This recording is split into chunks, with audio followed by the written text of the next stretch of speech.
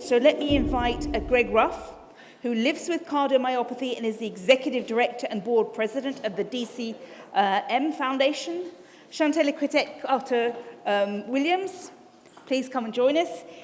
She has been living with ASCVD and is a passionate advocate with over 1.1 million social media followers. And hopefully some of them will be following us either today or see the results of it. Welcome.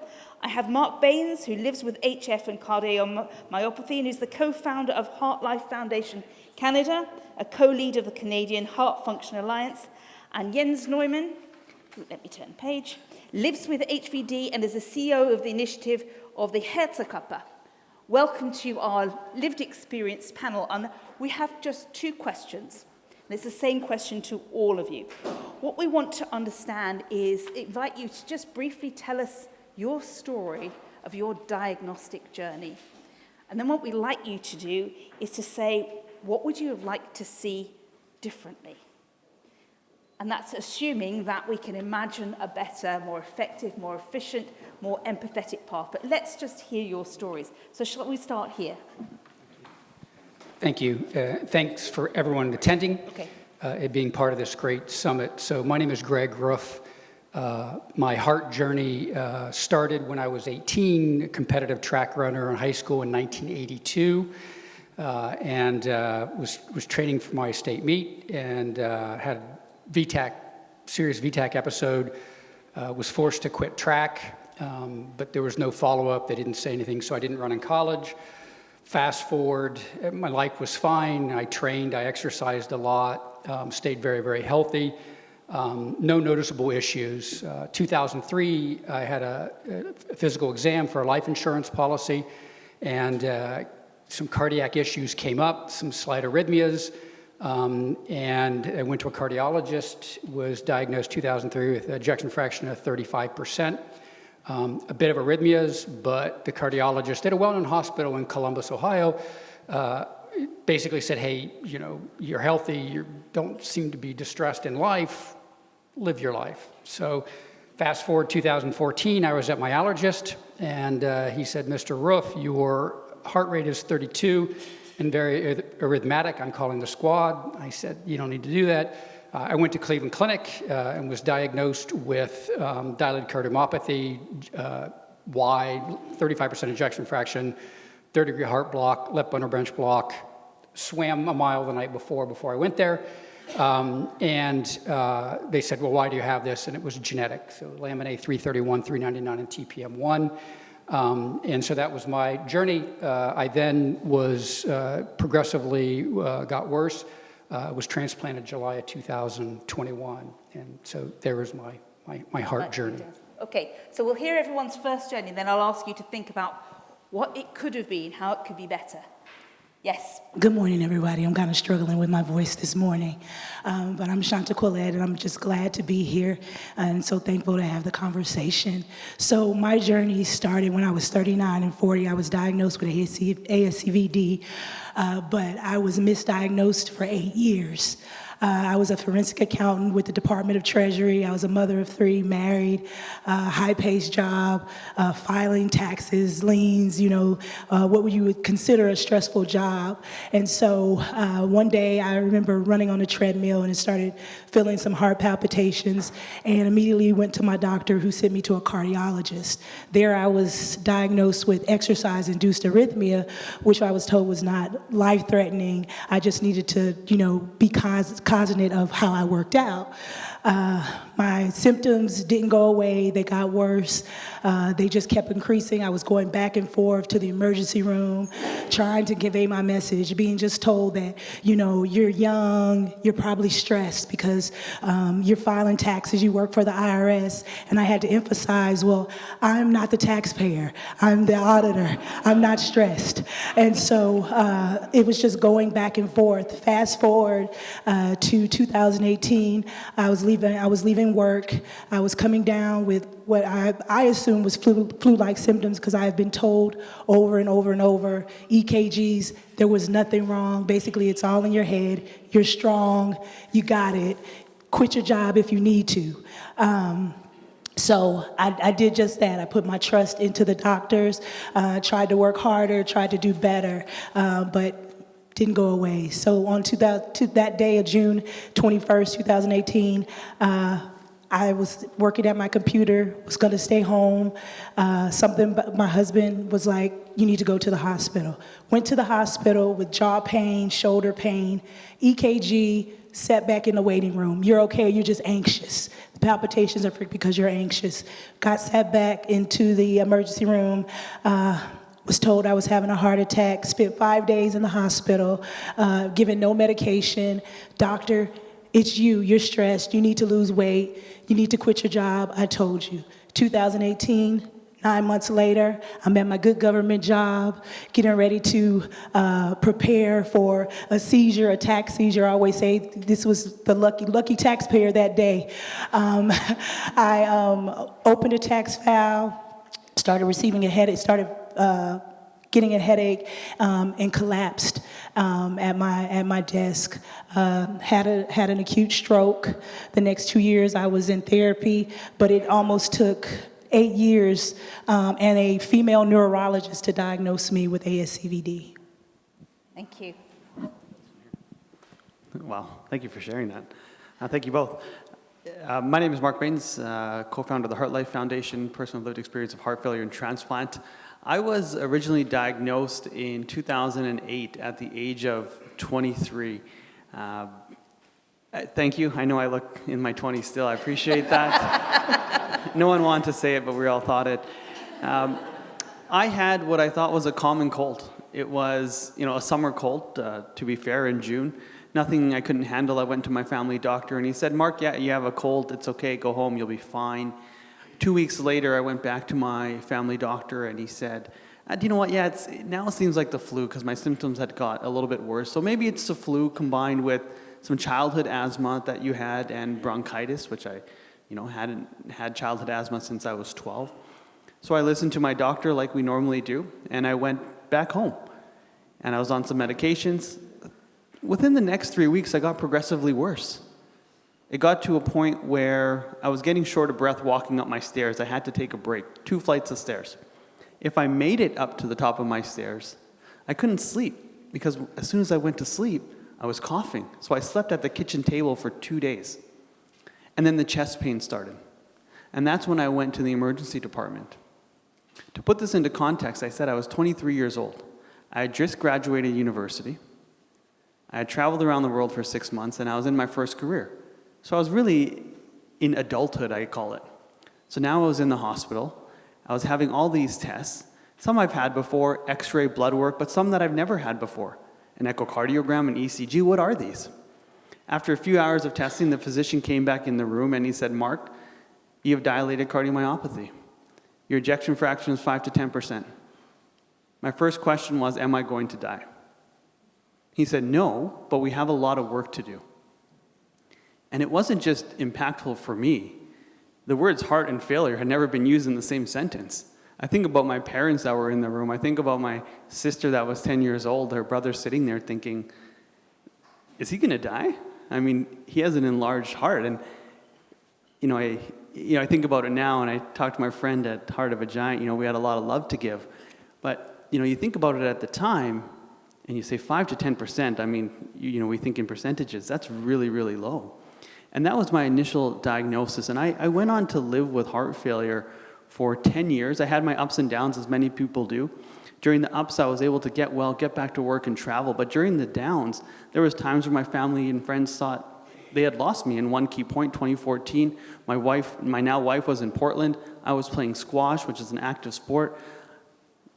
I went into tachycardia. I was on the court, CPR, 11 minutes, induced coma for 8 days. But it was my best friend that had to make the call to my wife to say, come home, because we don't know if Mark's going to wake up. Fast forward, 2018, I had my heart transplant June 6th. I'm now 5 years post-transplant. So the impact on heart failure was not just for me, but it was for my caregivers as well. Thank you. Thank you. Jens. Wow, I didn't know that. So my name is Jens. 2018, at the age of 42, I was diagnosed with severe aortic stenosis. I'm married and have two daughters, who were at that time 6 and 9 years old. And this diagnosis was a shock for all of us, for my kids, for my wife, for me, for my family. The nasty thing about aortic stenosis, in my opinion, is that symptoms, they come gradually over a long period of time, and it is really hard to identify them as a patient because you get simply used to them. So this is quite a challenge. So early detection for patients is they have to learn what the symptoms are. So prior to my diagnosis, activities like, for example, cycling were simply impossible. I couldn't catch up on the bike with my wife, and leisure activities with my kids, like swimming, for example, were only possible at a very limited extent. So that's, my life was not worth living. All that happened, and this is kind of, bothered me, still bothers me, even though I went to my GP regularly. She never auscultated my heart in a period of over 10 years' time. And I remember that once she sent me to a cardiologist to do this, long-term blood pressure measurement, and he also didn't auscultate my heart. So both of them didn't even consider that there might be something wrong with my aortic valve. So, luckily, I have to say, luckily, my GP retired, and her successor, sorry to say that, but my successor, she sent me immediately to a cardiologist due to suspicious heart murmurs, and then everything went very fast. Just a few weeks later, I had an open heart surgery and I got a mechanical aortic valve. So the time between diagnosis and treatment was, in my case, really short. So I didn't have time to gather useful information about my condition or, about adequate treatment options. And this is, something, and I'm still, thinking about that very often, because that would have relieved on anxiety and uncertainty for my family and me. So but I can't complain. Even though early detection did not really work with me, I'm fine. My wife can hardly keep up with me on the bike today, so which is good news for me. If early detection works and a timely diagnosis works, there's a big chance that patients can live a normal life afterwards, like I do. Thank you all for sharing your diagnosis journeys, which were sometimes very complex, sometimes very confusing. And I'm glad to see all four of you in good health today. But if you could reflect back and just give us 2 points that you think would improve the diagnostic journey, and whether it's a GP who is alert or not being sent, if you keep presenting at the emergency room, that someone somewhere looks at this and says, there's a pattern, we need to think about it. So what would be your 2 elements that could improve your diagnostic journey? I don't have 9. So great question. I think that, again, with the whole conference here, is really about preventive cardiomyopathy or cardiology. And our medical system, at least in the U.S., is, again, and it sounds like globally, is to treat symptoms after someone gets sick. So I think that, I don't know if there's anything I would have done, because I didn't know. I didn't know I was sick. I didn't feel sick, whatever. So the 2 things I think are, and I formed the DCM Foundation in the United States in 2018, and we're focusing heavily on genetics, so non-ischemic cardiomyopathy. But I think the 2 things that could be done is, I think, 1, patient groups need to be proactive and help educate their constituency, other patients, and also the medical community, be a strong, loud, aggressive voice to the medical community on more preventative. And so we're focusing heavily on genetic testing. We created a group of 8 groups, cardiomyopathy groups in the U.S., heart groups, Global Heart Hub. We're also forming a partnership with the Heart Failure Society of America. Doctors, cardiologists don't understand genetics, right, in cardiomyopathy. They really don't. It's a very sad state. And then third is we're actually working with Emory University, J-Screen, about creating a national cardiomyopathy panel. Okay. So I think what we can do is we could say, what would you have done differently? Well, I'm the patient, I don't know. I think we have to be very strong. I think we have to lay the blame on the medical community, not in anger, not in haste, but to actually help educate them. Patients have a strong voice. We need to be aggressive, and we need to be aggressive and positive for change with the medical community. Thank you. ShantaQuilette. Thank you. Yeah, great question. Well, I'm going to shake a few feathers because for me, we can't go without saying that when we think about the health system, it's unfair. It's unfair when it comes to communities that are marginalized. I felt like I wasn't. I know I wasn't treated fairly, and because I was a black woman going into the doctor, and I was young, these white male doctors, they didn't take me serious. I got told I was strong, or oh, you got this, or why do you keep coming to my office? You know, as if I was bothersome to them when I knew my body, and because I couldn't articulate myself well, when it came to my health, I felt that was held against me. So I think more doctors should be conscious of implicit bias and racial disparities, and that when we make these decisions, they're not because we're using our personal beliefs, because we are human. Personal bias is out there. We are human, but we can't do that when making medical decisions. And when it comes to my heart, equitable and fair treatment, because I don't make a lot of money, because I'm not educated, and I am educated, but because someone is not educated, they don't make a lot of money, they come from a certain community or a background, our hearts are the same, and they should all be treated the same. So I think that there should be standard checklists when you go to the doctor. It's not like I think, what I heard a lot, well, I think, my opinion. Well, do you know? Is this a fact? And if you don't get it, that's okay, refer me out. And so now I know, and I want patients to know that they can speak for themselves. They can speak for themselves, and they can tell the doctor, I don't think you know what you're talking about, and I think I'm going to go somewhere else. So I think that really is something from a policy standard, and you can't see racial disparities, or you can't see implicit bias. So I think that if more doctors got training on cultural competence and implicit bias, we could start from there. Thank you. Marc. Oh, no, thank you.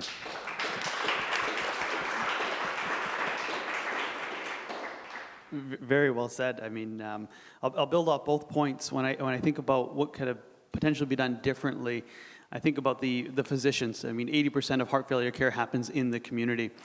So we look at upskilling our physician partners, our pharmacist partners, that multidisciplinary team to better understand the signs and symptoms of heart failure or cardiovascular disease in general. When I went into the emergency department, the first questions I was asked after I was diagnosed was, how much do you drink and how many drugs do you do? I only started the drugs after heart failure. And so, as a younger person, though, they don't think about having these signs and symptoms. Just recently, about 2 months ago, I found out that my dilated cardiomyopathy was in fact genetic. It was a disposition in one of the genes that relates to this. So, thinking back, how could have things been differently there? But, from a physician standpoint, thinking about that public health message and that awareness on the ground level, from a patient partnership and advocacy perspective as well, I think about the power of our voice. And, I think about I was at a talk at the Canadian Cardiovascular Society a few weeks ago in Montreal, and a speaker said, be curious, not furious. The sign on the hotel door actually it says, be curious. So that word has always stuck with me over the last few weeks. To better understand our symptoms ourselves and bring that to the forefront and advocate for ourselves and work with advocacy groups to do that. But then also think about interventions and think about screening, which we heard on the first talk. Just recently, the HeartLife Foundation, building off our 2022 patient charter, launched a heart failure policy framework. And the three key pillars of that are diagnosis and screening. That's number one. the holistic approach, taking the human approach to the human being. So understanding mental health, multidisciplinary care, mental health, research and evaluation. But touching on point number one, aligns with this manifesto. We call for action within presenting of symptoms of heart failure, cardiovascular disease, to have an NT-proBNP test. So having access to a simple blood test that can help diagnose heart failure, then utilizing that to have an handheld echo. So implementing technology and artificial or assisted information technology to help with diagnosis. So it's ensuring that the screening is available and the public awareness is there so people on the ground can better understand the humans that they see, the signs and symptoms that present, and not necessarily just write us off like you said. Thank you. Jens. Yeah, many things have already been said, but I would consider myself as well educated, but I didn't even know that my human body has heart valves. I didn't know that they exist. So I think a very important thing is awareness campaigns maybe about the heart in general, but also about symptoms of specific diseases would be very helpful. And second point, very briefly, I don't want to blame GPs. I mean, they have a lot of things to do. They have a burden. They have to, knee problems, heart problems, whatever. But I think somebody said it today, multidisciplinary team is the right keyword, I would say.